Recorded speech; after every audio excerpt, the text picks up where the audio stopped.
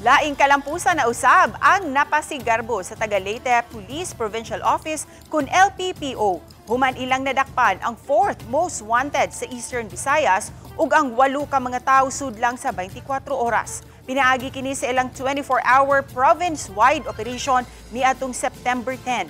Nadakpan si alias Yanyan, 19 anyos, taga Leyte, kinsa nagatubang og kasong multiple counts of statutory rape ug gihulagway nga 4th most wanted. Samtang nadakpan sa illegal nga sugal sila si alias Cardo, Susan ug Arlene nga puros taga Palumpon, Leyte. Sa laing lugar sa Leyte, nasikop sa kasong acts of lasciviousness sila si alias Gregor ug alias Batog ug alias Dingoy sa kasong kalapasan sa anti-violence against women and children. Samtang nadakpan usab si alias JM sa kasong attempted murder.